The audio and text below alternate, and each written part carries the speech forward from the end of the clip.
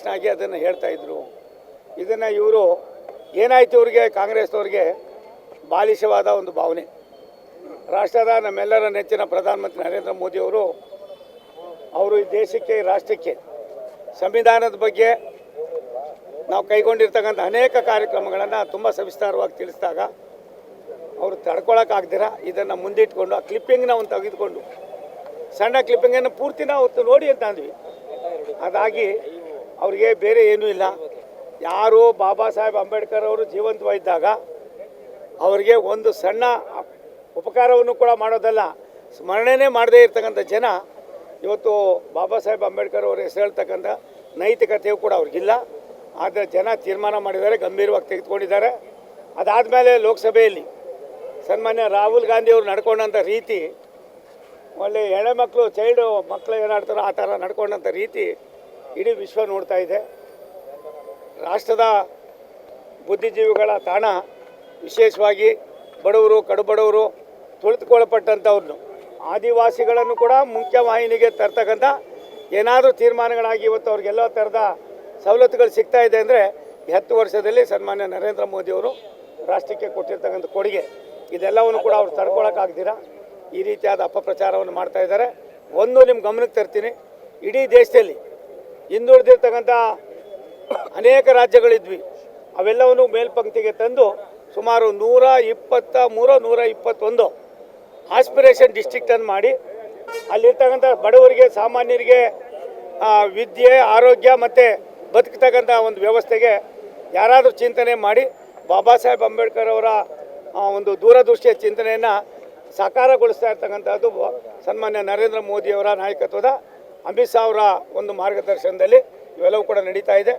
ಒಂದು ಅಮಿತ್ ಶಾ ಅವರ ಒಂದು ದೂರದೃಷ್ಟಿ ಚಿಂತನೆ, ಅವ್ರಿಗೇನಾಗಿದೆ, ನಮ್ಮದೇನೂ ನಡೀತಾ ಇಲ್ಲ, ನಾವೇನೆಲ್ಲ ಮಾಡಿದ್ರೂ ಕೂಡ ತಪ್ಪುಗಳಾಗ್ತಾ ಇದೆ.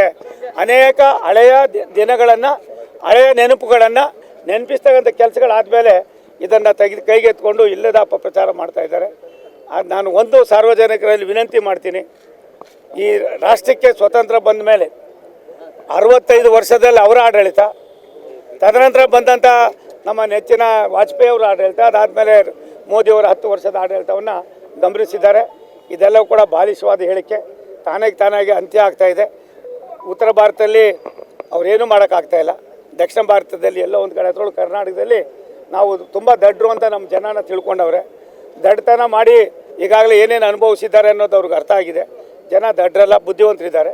ಇದನ್ನು ಅರ್ಥ ಮಾಡಿಕೊಂಡು ಅದಕ್ಕೆ ಯಾವ ರೀತಿ ಮುಂದಿನ ದಿನಗಳಲ್ಲಿ ಸ್ಪಂದಿಸಬೇಕೋ ನಾವು ಸ್ಪಂದಿಸ್ತೀವಿ. ಕರ್ನಾಟಕದಲ್ಲೂ ಸಹ ಪ್ರತಿಭಟನೆ ಮಾಡುವ, ಕರ್ನಾಟಕದಲ್ಲಿ ಜಾಸ್ತಿ ಆಗ್ತಿದೆ ಪ್ರತಿಭಟನೆ ಅಂತ ಸಚಿವರುಗಳು ಸಹ ಒಂದು ನಿಮಿಷ ತಾಳಿ. ಸಿದ್ದರಾಮಯ್ಯನವ್ರಿಗೆ ಅವ್ರ ಹುಳುಕನ್ನು ಮುಚ್ಕೊಳ್ಳೋಕ್ಕೆ, ಅವ್ರ ತಪ್ಪುಗಳನ್ನು ಮುಚ್ಕೊಳ್ಳೋಕ್ಕೆ ಖಾಲಿಯಾಗಿದೆ ಖಜಾನೆ. ಆ ಖಾಲಿ ಖಜಾನೆಯನ್ನು ಎಲ್ಲೋ ಒಂದು ಕಡೆ ಸಾಮಾನ್ಯ ಜನರ ಮನಸ್ಸನ್ನು ಬೇರೆ ಕಡೆ ತಳಿತಕ್ಕಂಥದ್ದು ಮಾಡ್ತಾಯಿದ್ದಾರೆ. ಒಬ್ಬ ಸಿದ್ದರಾಮಯ್ಯನವ್ರ ಮಾತು ಅಲ್ಪ ಸ್ವಲ್ಪ ಬೆಲೆ ಇರ್ಬೋದು, ಇನ್ನು ಬೇರೆ ಆ ಪುಣ್ಯಾತ್ಮರಿದ್ದಾರೆ, ಇವ್ರಿಗೇನು ಮೂರ್ಖಾಸ್ಗೂ ಬೆಲೆ ಇಲ್ಲ. ಸಿ.ಟಿ. ರವಿ ಅವರ ಪ್ರಕರಣದಲ್ಲಿ ಬಿಜೆಪಿ ಸುಳ್ಳು ಹೇಳ್ತಾ ಇದೆ, ಬಿಜೆಪಿ ನಾಟಕ ಮಾಡ್ತಾ ಇದೆ. ಒಂದು ಸಿ.ಟಿ. ರವಿ ಪ್ರಕರಣ ನಮ್ಗೆ ಯಾರಿಗೂ ಸಂಬಂಧಪಟ್ಟಿದ್ದಲ್ಲ. ಆ ಪ್ರಕರಣ ಸಭಾಪತಿಗಳಿಗೆ ಸಂಬಂಧಪಟ್ಟಿದ್ದು.